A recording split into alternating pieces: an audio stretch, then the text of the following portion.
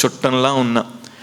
నువ్వు నా కన్నీరు చూసి మౌనంగా ఉండకు. నేను ఏడుస్తూ ప్రార్థన చేసినప్పుడు నా ప్రార్థన విను. నా కన్నీళ్ళు చూసి మౌనంగా ఉండకు, నా కన్నీళ్లకు నువ్వు జవాబు ఇవ్వు అని చెప్పి ఒక సందేహార్థమైన ప్రశ్న, లేదంటే ఒక సందేహార్థమైన ఒక తలంపు దావీదు హృదయంలో మొలిచింది. దానికి దావీదు ఇలా ఆలోచన చేస్తున్నాడు, ఏమనంటే, నేను ఏడుస్తూ దేవుని సన్నిధిలో ప్రార్థన చేసినప్పుడు దేవుడు నా కన్నీళ్లు చూసి మౌనంగా ఉండడా అని దావీదు మదిలో మొలిచిన ప్రశ్నకు దావీదే తర్వాత 56వ కీర్తనలో 8వ వచనంలో దానికి దావీదు జవాబిస్తున్నాడు. ఏమనంటే, దేవా, నేను నీ సన్నిధిలో కన్నీటితో ప్రార్థన చేసినప్పుడు నువ్వు నా కన్నీళ్లు చూసి మౌనంగా ఉండవు. దావీదు దానికి అంటాడు కదా, నా కన్నీళ్ళు నీ బుడ్డెలో నుంచబడినవి, అవి నీ కవిలలో కనబడను కదా. అంటే దేవుని సన్నిధిలో కానీ మనం ప్రార్థన చేసుకున్నప్పుడు కార్చిన కన్నీరు కానీ అవి వృధా కావు, కానీ దేవుడు బుడ్డెలో దాచబడతాయి. దాని కిందే ఉంటుంది కదా, అవి నీ కవిలేలో కనపడను. కవిలే అనగా పుస్తకం. అంటే మనం ఏడ్చిన ప్రతిసారి దేవుడు ఏం చేస్తున్నాడంటే మన కన్నీళ్ళను తీసుకుని ఆయన బుడ్డిలో దాచుకున్నాడు. ఆయన దగ్గర ఒక పుస్తకం ఉందంట. ఆ పుస్తకంలో మనం కార్చిన కన్నీరు గురించి ఆయన రాసుకుంటున్నాడు. స్తోత్రం చెప్దామా? సరే, కాస్తంత జనరల్ నాలెడ్జ్ దగ్గరికి వద్దాం మనం. కన్నీళ్ళు ద్రవ పదార్థమా ఘన పదార్థమా? ద్రవ పదార్థం. ద్రవ పదార్థాలు మీకు తెలిసిన ద్రవ పదార్థాలు చెప్పండి. పాలు, నీళ్ళు, ఇంకా పురుగుల మందు, ఇంకా పాయిజన్. ఇవన్నీ ద్రవ పదార్థాలే కదా. మనం హాస్పిటల్ ఉన్నప్పుడు మనకి ఎక్కించే సెలైన్, అది కూడా ఏ పదార్థం? ద్రవ పదార్థమే.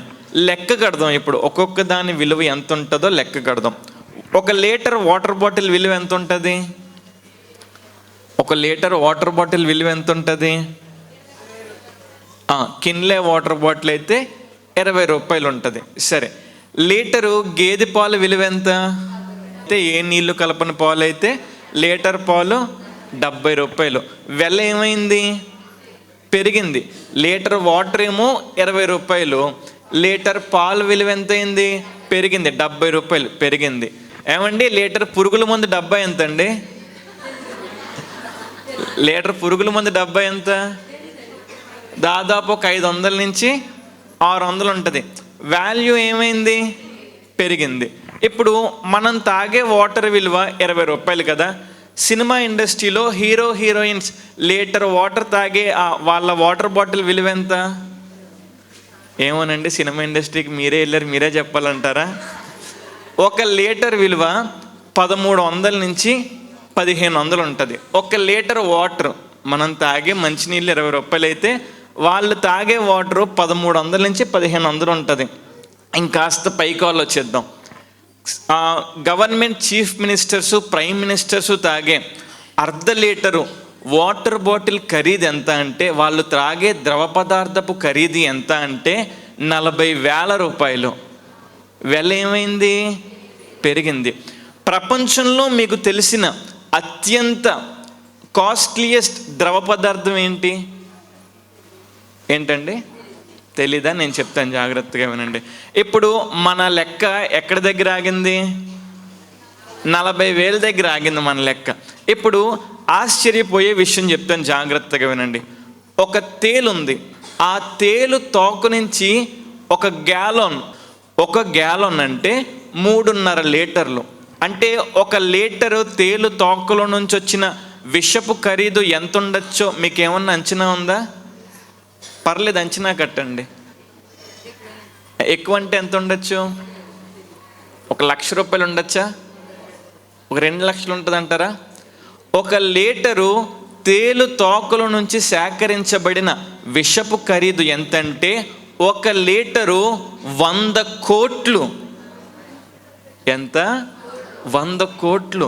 1 తేలు తన జీవిత కాలంలో తన తోక నుంచి వచ్చిన వెనోమ్ అనగా దాని విషపు ఖరీదు ఎంత అంటే అక్షరాల 300 కోట్లు, 300 crores. ద్రవ పదార్థమే 300 కోట్లు. ఏమండి, మీ ముందుకు నేను చీఫ్ మినిస్టర్, ప్రైమ్ మినిస్టర్స్ తాగే వాటర్ బాటిల్ తీసుకొచ్చా. ఈ తేలు తోకలో నుంచి విషాన్ని సేకరించి ఆ 300 కోట్ల రూపాయల విషాన్ని మీ ముందు పెట్టా, మీరు కార్చిన కన్నీటిని ఒక గిన్నెలో పట్టి మీ ముందు పెట్టా. ఈ మూడిట్లో ఏది విలువైనది? ఎంత దాని విలువ? అదే ఎంత దాని విలువ? వెలకట్టలేమా? సరే, మీ కన్నీళ్ళు కార్చేదానికి ఎంతో కొంత వెలకట్టి తీసుకోండి. వాటర్ బాటిల్ మనకు ఉపయోగం తాగడానికి, తేలు తోకల నుంచి వచ్చిన విషం మనకు ఉపయోగం. అది మనకు వస్తున్న డెంగ్యూ, మలేరియా ఇలాంటి వ్యాధుల నుంచి మనకి ఉపశమనాన్ని కలిగించే మందు ఆ తేలు తోకల నుంచి సేకరించబడిన విషం ద్వారా మందులు తయారు చేస్తారు. మీ ముందు ఈ 3 పెడితే కన్నీళ్ళు మీరు విలువైనవి అంటున్నారు కదా, కన్నీళ్ళతో మీరు ఏం చేసుకుంటారు? గ్లాసులో పోసుకొని తాగుతారా? మరి ఏం చేస్తారు? విలువైంది కదా, మరి ఏం చేస్తారు? విలువైంది కదా అని చెప్పి బీరువాలో పెట్టి దాచుకుంటారా? మరి విలువైంది కదండి, ఏం చేస్తాం? ఉత్తుత్తి మాటే, యాక్షన్ మాట. కన్నీళ్ళు మనం ఉపయోగం అంటావు కానీ అవి నిరుపయోగం, మనకి దానివల్ల నయా పైసా ఉపకారం లేదు. కానీ దేవుడు ఏమంటున్నాడు తెలుసా? నువ్వు నా సన్నిధిలో కార్చిన కన్నీరుని నేను విలువగా నా బుడ్డిలో దాచుకుంటాను అంటున్నాడు. స్తోత్రం చెప్పండి. దేవుని ముందుకి 1 litre chief minister, prime minister తాగే వాటర్ తీసుకువెళ్ళండి. 1 లీటరు ఆ తేలు తోకల నుంచి సేకరించబడిన విషయాన్ని తీసుకెళ్ళండి. 1 లీటరు లేదంటే మీ కళ్ళల్లోంచి కార్చిన కన్నీరు తీసుకువెళ్ళండి. దేవుడు అంటున్నాడు, మీరు కార్చిన కన్నీరే నాకు అత్యంత విలువైనది అంటున్నాడు. స్తోత్రం చెల్లిందామా? బైబిల్ గ్రంథంలో దేవుడు ఒక మాట రాయించాడు. ఏంటంటే, నువ్వు కన్నీటితో విత్తితే సంతోషంగా పంటను కోసుకుంటావు. నువ్వు ఏడుస్తూ విత్తితే సంతోషగానాలతో నీ పంటను కోసుకుంటావు అంటున్నాడు దేవుడు.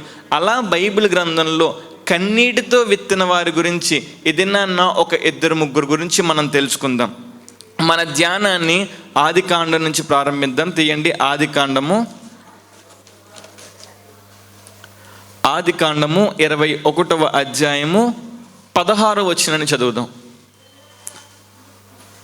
ఆదికాండము 21వ అధ్యాయము 16వ వచనం.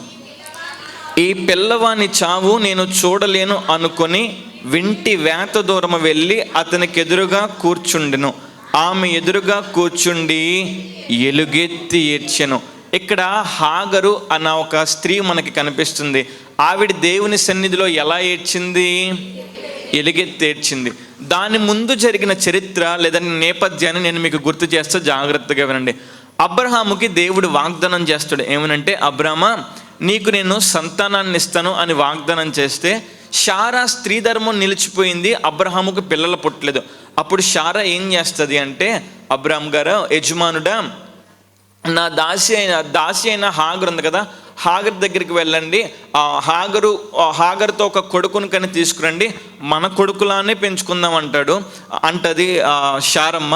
అలానే అబ్రహాము చేస్తాడు. అబ్రహాముకి హాగర్కి ఒక కొడుకు పుడతాడు. ఆ కొడుకు పేరే ఇష్మాయేలు.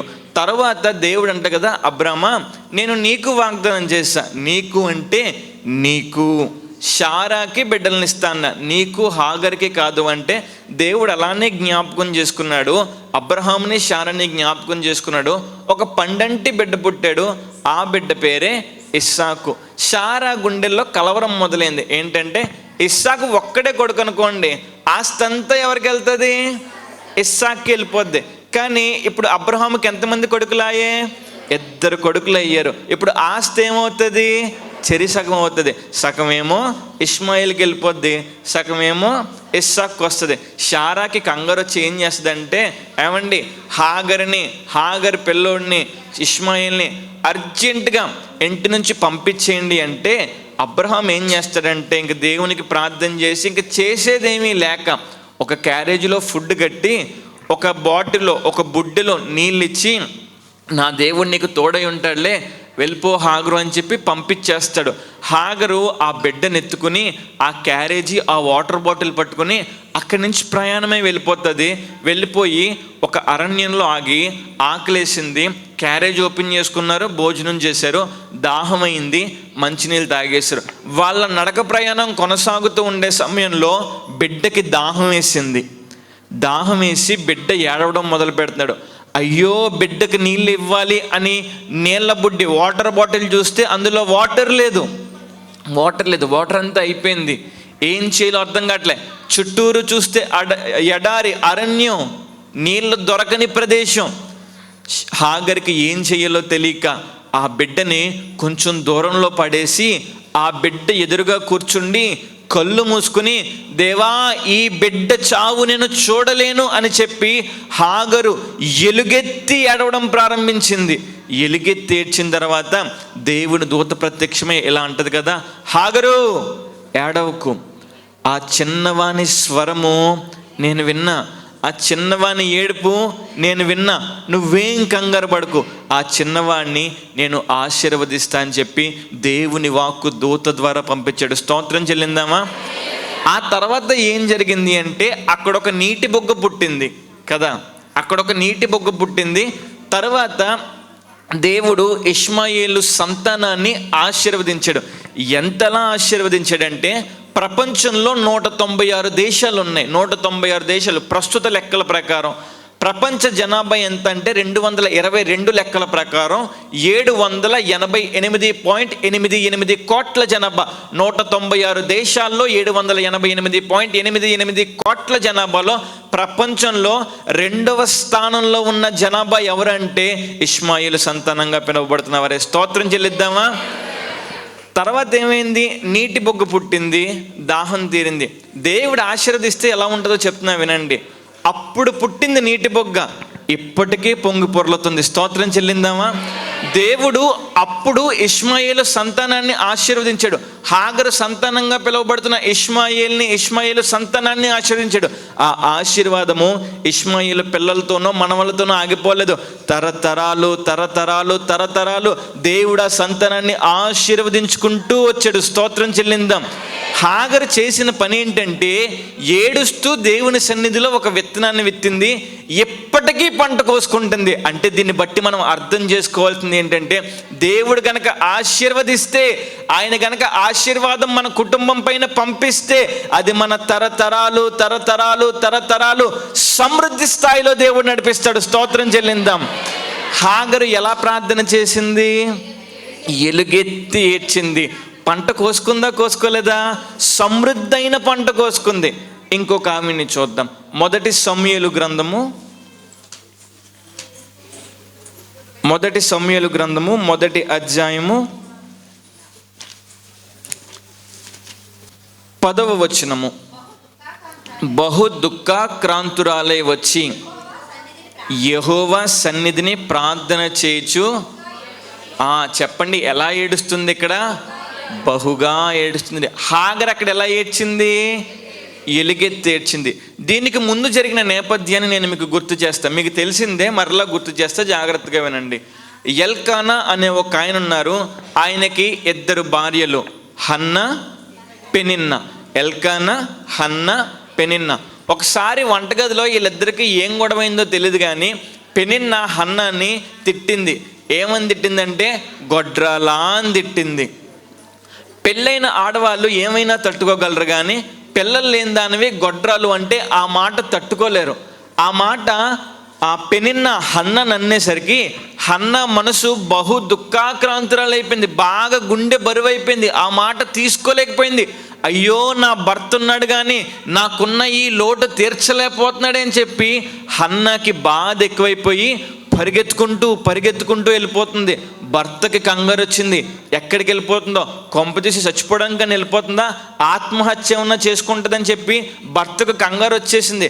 కంగారు వచ్చేసి చూస్తే హన్న ఎక్కడికి వెళ్ళిందంటే షిలోహులో దేవుని మందిరానికి వెళ్ళి అక్కడ ఏం చేస్తుందంటే బహు దుఃఖాక్రాంతురాలై బహుగా ఏడుస్తుంది.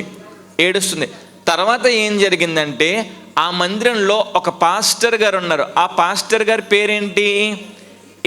ఏలీ గారు హన్నా చేస్తున్న ప్రార్థన చూసి అంటారు కదా, అమ్మా మత్తురాలవై ఉన్నావా? మద్యం సేవించున్నావా? నువ్వు ఒకవేళ మద్యం సేవించుంటే, మత్తురాలవై ఉంటే నీ మద్యం మత్తు దిగిన తర్వాత వచ్చి దేవుని సన్నిధిలో ప్రార్థన చేసుకుంటే హన్న అంటది కదా, పాస్టర్ గారు అలా అనకండి సార్, నాకున్న బాధ అలాంటిది, నా బాధ ఎవరికి చెప్తే ఎవరు నా బాధ తీర్చలేరు. ఎవరికి చెప్పుకోవాలో తెలియక, నా భర్తకి చెప్పుకోవాలో, నా పుట్టింటి వరకు చెప్పుకోవాలో, నా అత్తింటి వరకు చెప్పుకోవాలో తెలియక దేవుని సన్నిధిలోకి వచ్చి నా బాధను బట్టి నేను ఏడుస్తున్నాను సార్ అని చెప్పి హన్నా పాస్టర్ గారితో అంది. అక్కడ ఆగండి, ఒకసారి హాగరు దగ్గరికి వెళ్దాం. హాగరు ఎలా ఏడ్చింది? ఎలుగెత్తి ఏడ్చింది. హన్నా ఎలా ఏడ్చింది? బహుగా ఏడ్చింది. ఏమండి, హాగరు ఏడుస్తున్నప్పుడు ఎవరన్నా ఏమన్నా ఒక్క మాట అన్నారా? ఎందుకనలా? ఎవ్వరు లేరు అక్కడ. అరణ్యం, మంచినీళ్ళే దొరకని స్థలం, ఎడారి, అరణ్యం, అక్కడ ఎవ్వరూ లేరు. కానీ హన్నా ఏడుస్తుంటే పాస్టర్ గారు వచ్చి, అమ్మా మత్తురాలవై ఉన్నావా, నీ మత్తు దిగిన తర్వాత, నీ మద్యం మత్తు దిగిన తర్వాత వచ్చి ప్రార్థన చేయంటున్నారు. అంటే ప్రియ దేవుని బిడ్డలారా గమనించండి, మన కన్నీరు ఎవరి ముందన్నా కార్చామనుకోండి, అది వాళ్ళకి హేళన, అది వాళ్ళకి ఎగతాళి, అది వాళ్ళు చూసి నవ్వుకుంటారు, ఎగతాళి చేస్తారు, చాలా ఏడిసింది ఊరుకో అంటారు. కానీ మన కన్నీళ్ళు మనం దేవుని ముందు కార్చామనుకోండి, ఆ కన్నీటికి రెట్టింపు ఫలితాన్ని దేవుడిస్తాడు. స్తోత్రం చెప్దామా? హన్నా జీవితంలో ఏం జరిగిందో తెలుసా? హన్నాకి పిల్లలు లేరండి, హన్నాకి పిల్లలు లేరు. కానీ దేవుని సన్నిధిలో బహుగా ఏడుస్తూ ప్రార్థన చేసుకుంది. ఏడుస్తూ ప్రార్థన చేసుకుంటే దేవుడిచ్చిన ఆశీర్వాదం ఏంటో తెలుసా? సమూయేలు అన్న ఒక గొప్ప ప్రవక్తని హన్నా కడుపులో పెట్టేశాడు. స్తోత్రం చెల్లిందామా? లెక్క ప్రకారం షిలోహు అనబడిన దేవుని మందిరంలో సమూయేలు గారి తర్వాత సేవా బాధ్యతలు చేపట్టాల్సింది వాళ్ళ కొడుకులుగా పిలువబడుతున్న హోప్నే, ఫినెహాస్. కానీ వాళ్ళు చేశారా సేవ? హన్నా బహుగా ఏడుస్తూ దేవుని సన్నిధిలో ప్రార్థన చేసింది. ఆ స్థానంలో ఏలీ స్థానంలో దేవుడు సమూయేలుని ఒక గొప్ప ప్రవక్తగా నిలబెట్టాడు. స్తోత్రం చెల్లిందామా? హాగరు ఎలా ఏడ్చింది? ఎలుగెత్తి ఏడ్చింది. ఫలితాన్ని పొందుకుందా? పొందుకోలేదా? పొందుకుంది. హన్నా ఎలా ఏడ్చింది? బహుగా ఏడ్చింది. ఫలితాన్ని పొందుకుందా? పొందుకోలేదా? పొందుకుంది. ఇంకొక ఆయన్ని చూద్దాం. యెషయా గ్రంథము 38వ అధ్యాయము 3వ వచనం. యెహోవా యథార్థ హృదయుడినై సత్యముతో నీ సన్నిధిని నేనెట్లు నడుచుకుంటేనో, నీ దృష్టికి అనుకూలముగా సమస్తము నేనెట్లు జరిగించుతునో కృపతో జ్ఞాపకము చేసుకొనమని హిజ్కియా కన్నీళ్లు విడుచుచు యెహోవాను ప్రార్థింపగా. హిజ్కియా ఇక్కడ ఎలా ప్రార్థన చేశాడు? కన్నీళ్లతో ప్రార్థన చేశాడు. హాగరు ఎలా ప్రార్థన చేసింది? ఎలుగెత్తి ఏడ్చింది. హన్నా ఎలా ప్రార్థన చేసింది? బహుగా ఏడ్చింది. ఇక్కడ హిజ్కియా ఎలా ప్రార్థన చేస్తున్నాడంటే కన్నీటితో ప్రార్థన చేస్తున్నాడు. ఆ ముందు ఏం జరిగిందో మీకు గుర్తు చేస్తున్న, జాగ్రత్తగా వినండి. హిజ్కియా ఒక దేశానికి రాజు. ఒకసారి దేవుని వాక్కు యెషయాకి ప్రత్యక్షమై, యెషయా హిజ్కియా దగ్గరికి వెళ్ళు, ఈ సమాచారాన్ని తెలియచేయి. ఏంటా సమాచారం అంటే, నీవు మరణమవుచున్నావు, నువ్వు ఇంక బ్రతకవు గనుక నీ ఇల్లు చక్కబెట్టుకొనమని యెహోవా వాక్కు యెషయాకి ప్రత్యక్షమై హిజ్కియాతో చెప్పించాడు. ఇల్లు చక్కబెట్టుకోవడం అంటే అంతేనా? చనిపోయే ముందండి, లేదంటే మరణ వార్త దగ్గరికి వస్తుంది అనిపించుకొనగా ఇల్లు చక్కబెడతారు అంటే దాని అర్థం ఏంటి? హృదయాన్ని చక్కబెట్టుకోవడం, ఇంటెలిజెంట్ ఆన్సర్. ఇంకా పిల్లలుంటే వాళ్ళకి ఏమన్నా పంపకాలు ఉన్నాయేమో, ఆ పంపకాలు చేసేయడమే ఇల్లుని చక్కబెట్టుకోవడం. లేదంటే అతని తదనంతరం ఆస్తి కోసం కొట్టుకు చచ్చిపోతారని చెప్పి బ్రతుకుండగానే ఆస్తిని పనిచేస్తారు కదా. యెషయా హిజ్కియా దగ్గరికి వచ్చి అంటున్నాడు, హిజ్కియా నువ్వు చావబోతున్నావు, నువ్వు ఇంకా బ్రతకవు, నీ ఇల్లును నువ్వు చక్కబెట్టుకో అంటే, నేను అనుకుంటాను హిజ్కియా గనక అప్పుడు గనక ఇల్లు చక్కబెట్టుకుని ప్రశాంతంగా చనిపోయి ఉంటే గొడవే ఉండేది కాదనుకుంటున్నా. ఎందుకో మీకు ముందు అర్థమవుతుంది, జాగ్రత్తగా వినండి. ఆ మాట చెప్పి యెషయా బయలుదేరి వెళ్ళిపోతుంటే హిజ్కియా వెంటనే చేసిన పని ఏంటంటే గోడ తట్టు తిరిగి కన్నీళ్లు విడుచుచు ప్రార్థన చేశాడు. ప్రార్థన చేస్తే దేవుడు ఆ కన్నీళ్ళు చూసి మౌనంగా ఉండలే. వెంటనే సమాధానం ఇచ్చాడు. రాజు ఎక్కడ ఉంటాడండి? అంతఃపురంలో ఉంటాడు. అంతఃపురం ముందు పెద్ద కాంపౌండే ఉంటుంది కదా.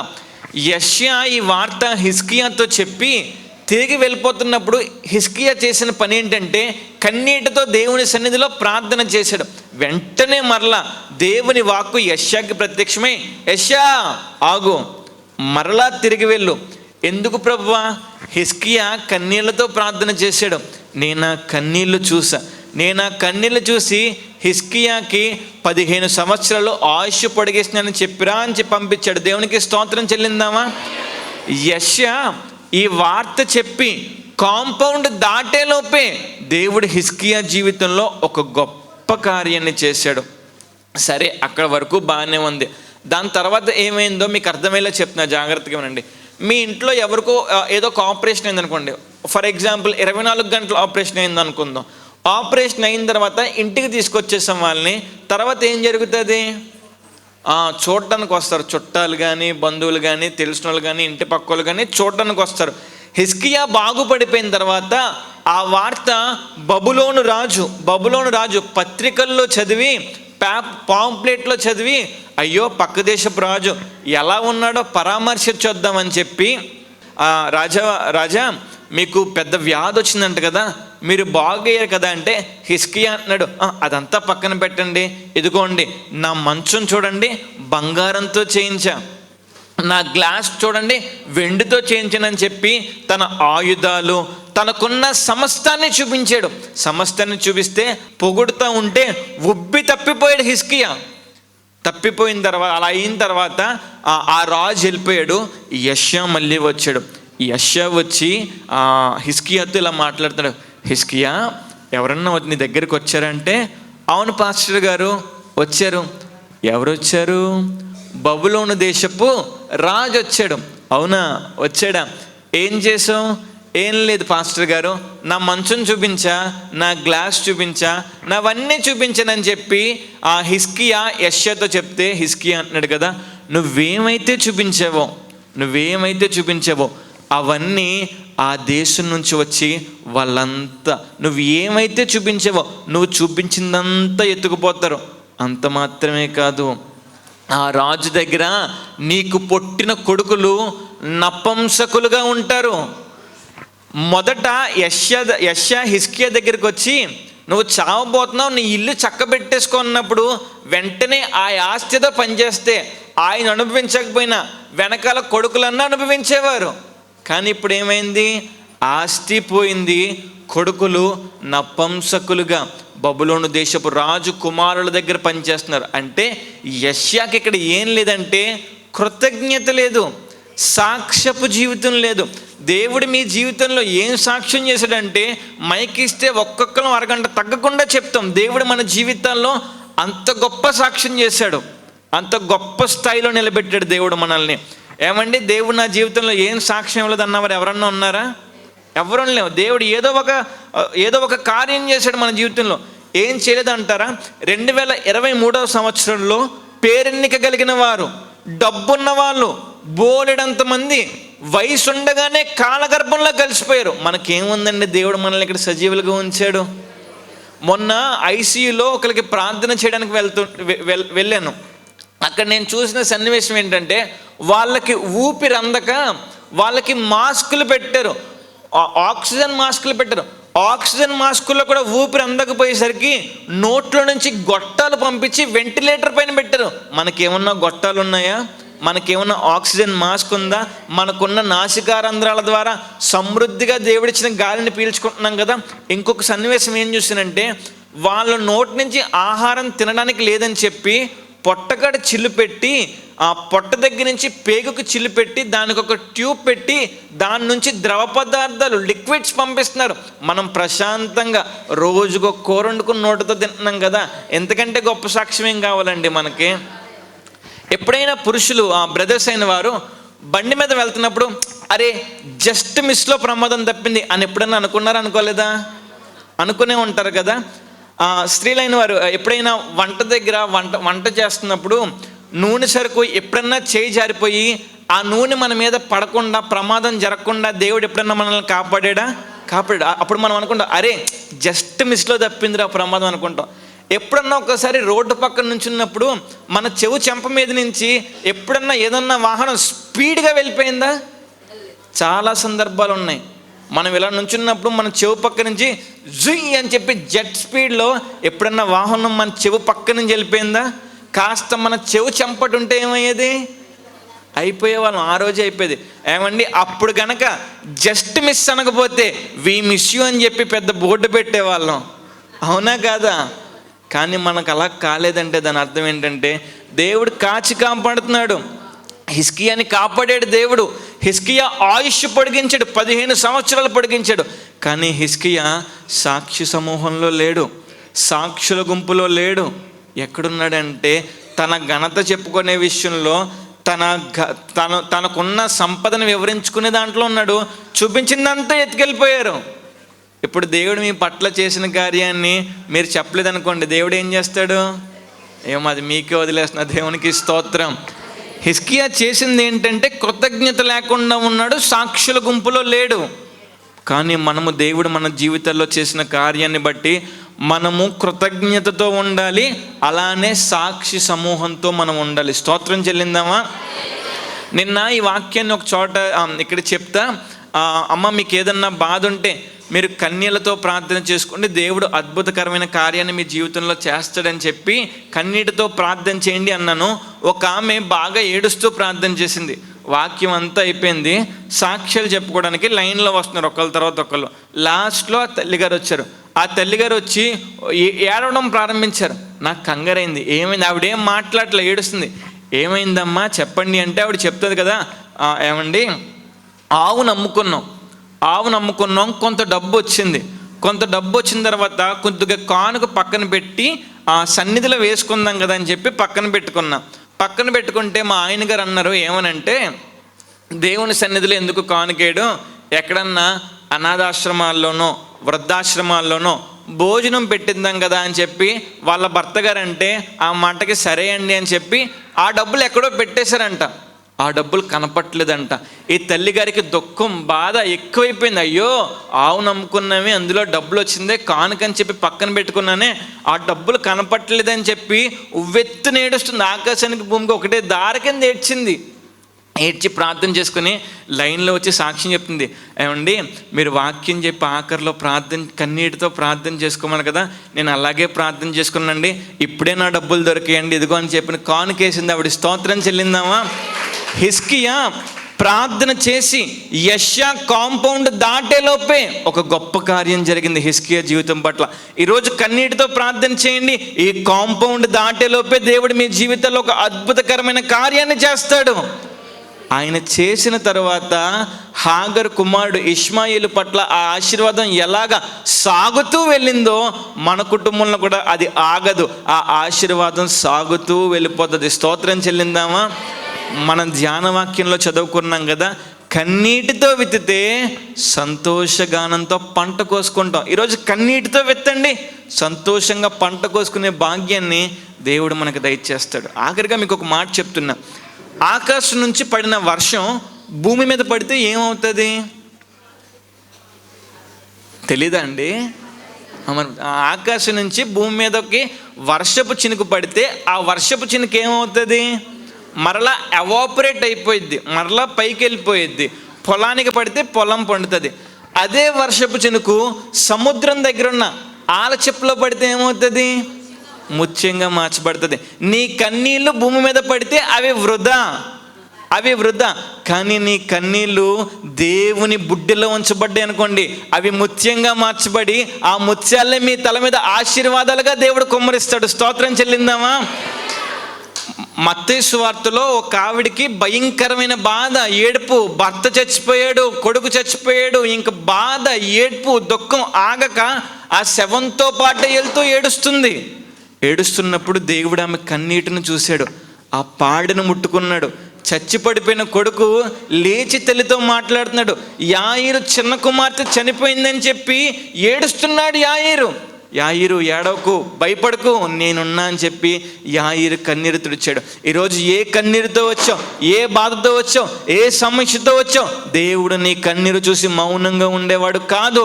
మనుషుల ముందు మనం కన్నీరు కారిస్తే వాళ్ళు హేళన చేస్తారు, ఎగతాళి చేస్తారు. కానీ దేవుని ముందు మనం కన్నీరు కారిస్తే అయ్యో నా బిడ్డ ఏడుస్తున్నాడని చెప్పి నీ కన్నీరు చూస్తాడు. నీ కన్నీటికి తగిన ఆశీర్వాదాన్ని దేవుడు పంపిస్తాడు. మూడు బారిపోయిందా జీవితం, ఎండిపోయిందా మన జీవితం, కన్నీటితో సేద్యపరచండి. దేవుడు మన జీవితాల్లో అంచెలంచెలుగా ఆశీర్వదిస్తాడు. ఒకసారి కీర్తనల గ్రంథం తీయండి. కీర్తనల గ్రంథం 126వ అధ్యాయం 6వ వచనం. 126వ కీర్తన 6వ వచనం. పిడికెడు విత్తనంలో చేత పట్టుకుని ఏడ్చుచు పోవు విత్తువాడు సంతోషగానము చేయుచు పనులు మోసుకుని.